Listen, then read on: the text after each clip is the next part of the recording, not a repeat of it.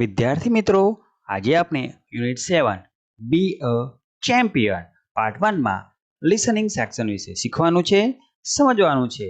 નમસ્કાર, વિજ્ઞાન ફેસિલિટર ચેનલમાં આપનું હાર્દિક સ્વાગત છે. લિસનિંગ સેક્શનમાં સૌપ્રથમ આપણને સૂચના આપેલ છે રિસાઇટ એન્ડ એન્જોય, દોહરાવો અને આનંદ માણો. વિદ્યાર્થી મિત્રો, અહીંયા આપણને ટીમ વર્ક પોયમ આપેલ છે, જેનો અર્થ થાય છે સમૂહ કાર્ય. તો આપણે સમજીએ. Team work together we can make hour dream work. વિદ્યાર્થી મિત્રો, અહીંયા કહેવા માંગે છે કે ટીમ વર્ક સમૂહ કાર્ય કરવાથી આપણે આપણા સપનાને સાકાર કરી શકીએ છીએ. Then we will share the joy of what we have done. Teamwork, everyone. પછી આપણે શું કર્યું તેનો આનંદ સમૂહ કાર્યના માધ્યમથી દરેક જણ સાથે વહેંચી શકીએ છીએ. It's fun to shoot the basketball through the hoop. હૂપની અંદરથી બાસ્કેટબોલ શૂટ કરવું એટલે કે મારવું એ મજા આવે છે. વિદ્યાર્થી મિત્રો, અહીંયા જે હૂપ છે આને હૂપ કહેવામાં આવે છે અને આ બાસ્કેટબોલ છે એ હૂપની અંદર મારવો ને એ મજા આવે. But if nobody passes then nobody shoots. પણ બાસ્કેટબોલની રમતની અંદર જો કોઈ એકબીજાને દડો પાસ નહીં કરે તો કોઈ પણ શૂટ્સ નહીં કરી શકે, એટલે હૂપની અંદર દડો નાખી શકશે નહીં. એટલે કે ટીમ વર્ક નહીં હોય તો બાસ્કેટબોલની અંદર કોઈ પણ ખેલાડી આ બાસ્કેટબોલને આ હૂકની અંદર નાખી શકશે નહીં. And the relay race just can't go on if nobody wants to pass the baton. અને જો કોઈ બેટનને પાસ કરવા નહીં ઈચ્છે તો રિલે રેસ છે એ આગળ ચાલશે નહીં. વિદ્યાર્થી મિત્રો, આ રિલે રેસની જે સ્પર્ધા છે એમાં એવું હોય છે કે એક ખેલાડી દોડતા આવે છે અને આ જે લાલ રંગનું તમને અહીંયા દેખાય છે વિદ્યાર્થી મિત્રો, એને બેટન કહેવામાં આવે છે. એ આ ખેલાડીને આપવામાં આવે છે અને એ ખેલાડી આગળ દોડીને જાય છે. પછી થોડા અંતરે બીજો ખેલાડી હોય છે, એ ખેલાડીને આપવામાં આવે છે અને જો આ ખેલાડી આને બેટન નહીં આપે તો રિલે રેસની સ્પર્ધા ચાલશે નહીં. એટલે એની અંદર ટીમ વર્ક હોવું જરૂરી છે. We were the parts that make of the whole. We are the parts. આપણે એ ભાગ છીએ જે સંપૂર્ણ બનાવે છે. And we have got our eyes on a common goal. અને આપણી નજર એક સામાન્ય ધ્યેય પર રહે છે. તો વિદ્યાર્થી મિત્રો, કડીમાં શું કહેવા માંગે છે કે આપણા જે ભાગ છે એટલે કે ટીમ વર્કની અંદર જેટલા પણ મિત્રો છે, ખેલાડીઓ છે, એ બધા એક ભાગ છે જે આખું સંપૂર્ણ બનાવે છે અને બધાનું તે એક જ હોય છે કે આપણી ટીમને જીતાડવું એ સામાન્ય ધ્યેય હોય છે. Sometimes it can be a big plus. કોઈક વખત તે ઘણો મોટો ફાયદો પણ કરી આપી શકે છે. When a you or a me becomes an us. જ્યારે તમે કે હું એક આપણે બની જઈએ છીએ ત્યારે આપણને એક મોટો ફાયદો આપી શકે છે. તો વિદ્યાર્થી મિત્રો, અહીંયા પોયમની અંદર ટીમ વર્કનો વાત કરવામાં આવી છે જેનાથી આપણને ખ્યાલ આવી શકે કે આપણે શેરિંગ કરીએ, એકબીજાની મદદ કરીએ અને ખેલદિલી રાખીને જો રમત રમીએ તો રમત છે એ સફળતાપૂર્વક થઈ શકે છે. પણ ક્યારે? જ્યારે સમૂહ કાર્ય કરીએ ત્યારે. બરાબર, તો સરસ મજાની અહીંયા જેન નીગ્રોએ અહીંયા ટીમ વર્ક માધ્યમ દ્વારા આપણને સમજાવ્યું છે. ઓકે વિદ્યાર્થી મિત્રો, હવે આપણને સૂચના આપેલ છે list the games mentioned in the poem. કવિતામાં બતાવેલ ગેમનું યાદી બનાવો. તો આપણને આ પોયમની અંદર એક રમત આપેલ છે બાસ્કેટબોલ અને રિલે રેસ. ઓકે વિદ્યાર્થી મિત્રો, ત્યારબાદ સૂચના આપેલ છે લિસન ટુ ધ સ્ટોરી. વાર્તાને સાંભળો. Major Dhyanchand the hockey wizard. વિદ્યાર્થી મિત્રો, આપણને સ્ટોરી આપી છે major Dhyanchand the hockey wizard. હોકીના જાદુગર. વિઝાર્ડ એટલે જાદુગર. તો સરસ મજાની પોયમ છે, ધ્યાનથી વિદ્યાર્થી મિત્રો સાંભળો અને સમજો. Dhyan Chand is called the hockey wizard of India. Dhyan Chand ભારતના હોકીના જાદુગર તરીકે ઓળખાય છે. હવે વિદ્યાર્થી મિત્રો, જે ચિત્ર તમને બતાવવામાં આવ્યું છે એ ચિત્ર ધ્યાનચંદનું છે અને એમને બોલાવવામાં આવતા હતા હોકી વિઝાર્ડ, જાદુગર તરીકે, હોકીના જાદુગર તરીકે.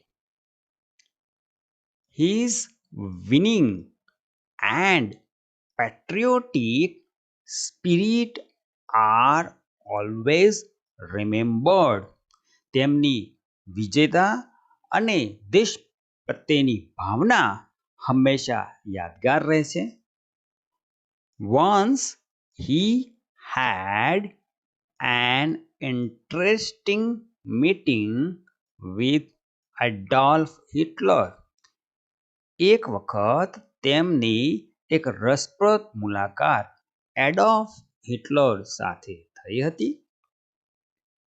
Adolf Hitler was the dictator of Germany during the 1936 Olympics.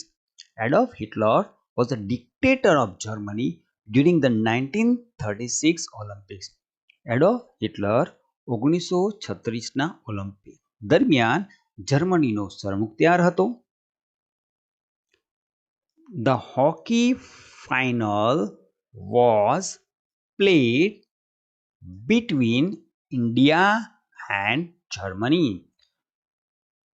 Germany અને ભારતની વચ્ચે હોકીની ફાઇનલ હતી. The day was August 15, 1936. August 15, 1936નો દિવસ હતો. The German wanted to win. German જીતવા ઈચ્છતા હતા. They even injured Dhyan Chand. તેઓએ ધ્યાનચંદને ઘાયલ પણ કર્યા હતા. He was the Indian team captain. તે ભારતીય ટીમના કેપ્ટન હતા. કોણ વિદ્યાર્થી મિત્રો? ધ્યાનચંદ. વિદ્યાર્થી મિત્રો, અહીંયા જર્મન હતા એ કોઈ પણ રીતે હોકીની મેચ જીતવા માંગતા હતા, એટલે એમને ધ્યાનચંદને ઈજાગ્રસ્ત પણ કર્યા હતા અને ધ્યાનચંદ હતા એ હોકી ટીમના કેપ્ટન હતા. They played so roughly that he lost some of his teeth.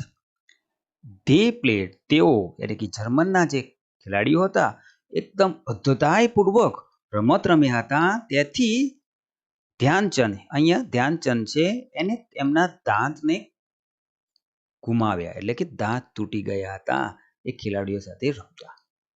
But he did not give up.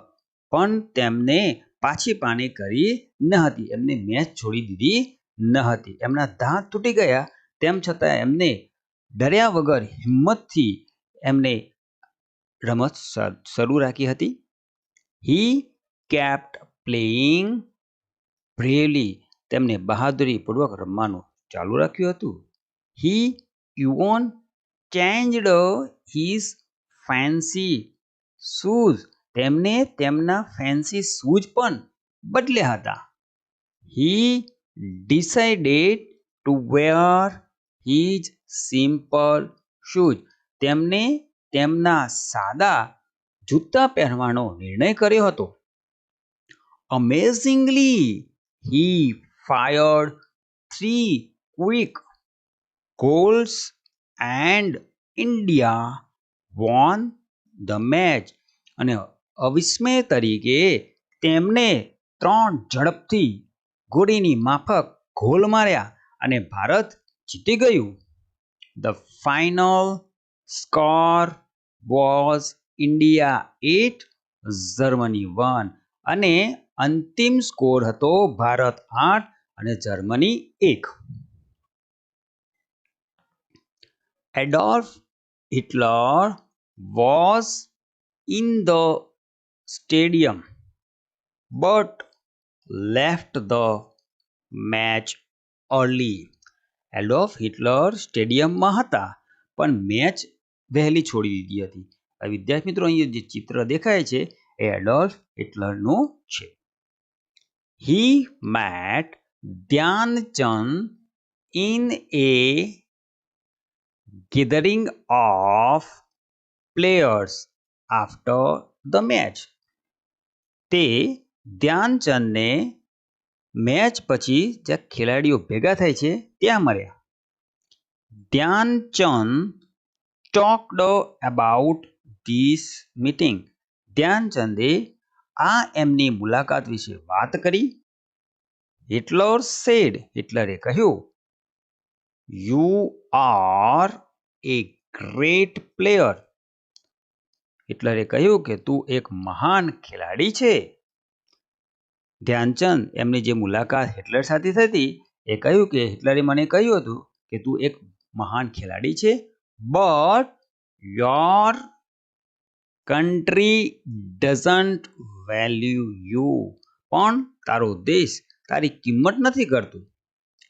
Come and play for Germany. આવો અને જર્મની માટે રમો. એવું એડોલ્ફ હિટલરે ધ્યાનચંદને કહ્યું. I will give you a high position in my army also. Adolf હિટલરે કહ્યું કે હું તને મારી આર્મીમાં તે ઉપરાંત એક ઊંચો દરજ્જો આપીશ એવી લાલચ પણ આપી એડોલ્ફ હિટલરે ધ્યાનચંદને. ધ્યાનચંદે શું જવાબ આપ્યો? To this Dhyan Chand replied.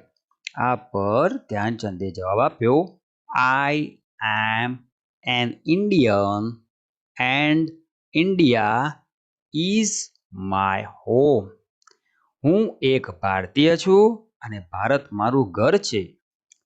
I am happy as a simple soldier among my own people.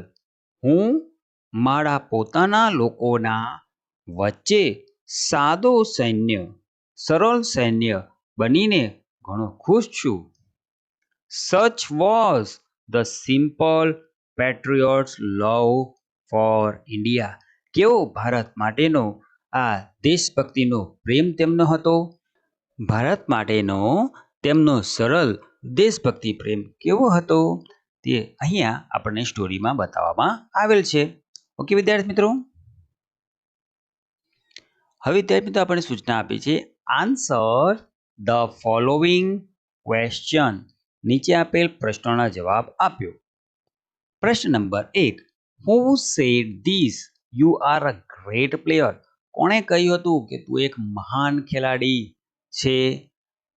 તો આન્સરમાં લખવાનું વિદ્યાર્થી મિત્રો, Adolf Hitler said this, you are a great player. Adolf હિટલરે કહ્યું હતું કે તું એક મહાન ખેલાડી છે. વિદ્યાર્થી મિત્રો, જ્યારે હુથી પ્રશ્ન પૂછાય છે ત્યારે તમારે હુ કાઢી નાખીને એનો જવાબ લખવાનો છે. તો અહીંયા તમારે યાદ રાખવાનું છે Adolf Hitler. Number 2, give one word for someone who loves his her country and is committed to it. હવે વિદ્યાર્થી મિત્રો આપણને અહીંયા કહેવામાં આવ્યું છે કે કોણ કે જે પોતાના દેશ માટે પ્રતિબદ્ધ હોય અને એની ચાહતું હોય એના માટે આપણે એક શબ્દ લખવાનો છે. તો આન્સરમાં આપણે લખીશું પેટ્રિયટ. ઓકે, દેશભક્ત, એના માટે આ શબ્દ આપશે patriot. Number 3, find out the meaning of the phrase to give up from the dictionary and make a sentence using it. આપણે ટુ ગીવ અપ આ જે શબ્દ સમૂહ છે એના માટે એક શબ્દ આપણે શોધવાનો છે અને એક વાક્ય બનાવવાનું છે. તો આ રીતના આપણે આન્સર બનશે. ટુ ગીવ અપ એટલે to quit, to stop trying to do something, to quit. અને વાક્ય બનશે જર્મની પ્લેયર પ્લેડ સો રફલી and injured Dhyanchand, but he did not give up. Okay. Number 4, imagine if you meet Dhyanchand, what will you ask? કલ્પના કરો કે તમે ધ્યાનચંદને મળે તો તમે તેમને શું પૂછશો? તો અહીંયા મેં લખ્યું છે, એના સિવાય પણ તમે શું પૂછશો એ પ્રશ્ન જવાબ લખી શકો છો. હું કહીશ કે I will ask, how did you calm your mind when Germany players injured you? Okay, વિદ્યાર્થી મિત્રો. Number 5, give another title for the story. અને આ સ્ટોરી માટે બીજું ટાઇટલ આપો. મેં આપ્યું છે પેટ્રિયોટિક સ્પિરિટ. તમે તમારી રીતે આ ટાઇટલ આપી શકો છો. ઓકે વિદ્યાર્થી મિત્રો. હવે વિદ્યાર્થી મિત્રો આપણે સૂચના આપી છે કમ્પ્લીટ ધ ટેબલ. ટેબલને પૂર્ણ કરો. હવે ટેબલની અંદર કોલમ 1 માં આપી છે સિચ્યુએશન, પરિસ્થિતિ, સ્થિતિ આપેલ છે. બીજામાં આવે છે વોટ વિલ યુ ડુ, તમે શું કરશો. એટલે અહીંયા તમને સિચ્યુએશન આપી છે અને એ સિચ્યુએશન આધારે તમે શું કરશો એ આન્સર લખવાનું છે. સિચ્યુએશન આપણને આપી છે if you find 10 rupees note from your school compound. જો તમને તમારા શાળાના મેદાનમાંથી 10 રૂપિયાની નોટ મળે તો તમે આ રીતના લખી શકો છો કે આવી સિચ્યુએશનમાં તમે શું કરો, I will give it to my teacher, હું મારા શિક્ષકને આપીશ અથવા મારા પેરેન્ટ્સને જાણ કરીશ. ઓકે વિદ્યાર્થી મિત્રો, તમે તમારી રીતે લખી શકો આવી સિચ્યુએશન આવે તો. Okay, you have not done your homework, your friends suggest you to tell a lie. તમે તમારું લેસન નથી કર્યું અને તમારો મિત્ર તમને જૂઠું બોલવાનું કહે છે તો તમે શું કરશો? તો એનો આન્સરમાં આપણે લખી શકીએ I will say truth and do not ask your friend suggestion to tell a lie. હું સત્ય કહીશ અને મારા મિત્રએ જે મને સજેશન આપ્યું છે જુઠ્ઠું બોલવાનું એને હું સ્વીકારીશ નહીં. If you find an injured bird, જો તમને એક ઘાયલ પક્ષી મળે તો I will carefully pick it up and take it to an adult. હું એને કાળજીપૂર્વક લઈ ઊંચું કરીશ, હાથમાં લઈશ અને મારા જે કોઈ મોટા છે એને આપીશ. If you lose the game, જો તમે રમત હારી જાવ તો હવે પ્રથમ તમે શું કરશો? I will congratulate the winner and escape by defeat gracefully. હું વિનર જે વિજેતા છે એને અભિનંદન આપીશ અને મારી જે હાર થઈ છે એને હું સ્વીકારીશ. ઓકે વિદ્યાર્થી મિત્રો. વિદ્યાર્થી મિત્રો હવે સ્પેલિંગ આપેલા છે એ સ્પેલિંગ તમારા વોકેબ્યુલરી માટે ખૂબ જ જરૂરી છે. તો તમે વિડીયોને પોઝ કરીને આ 20 સ્પેલિંગ તમારા નોટબુકની અંદર નોટ કરી લો, ચોક્કસ એને યાદ કરશો. આશા રાખું કે આ વિડીયોમાં તમને સારો ખ્યાલ આવ્યો હશે. ચોક્કસ વિનંતી કરીશ કે તમે ચેનલ પર પ્રથમવાર આવ્યા હોય તો ચેનલને સબસ્ક્રાઇબ કરી વિડીયોને લાઇક કરશો, બેલ આઇકનને પ્રેસ કરી લેશો અને તમારા મિત્રોને આ વિડીયો શેર કરવાનું ભૂલશો નહીં. વિડીયો જોવા બદલ આપનો ખૂબ ખૂબ આભાર. ધન્યવાદ.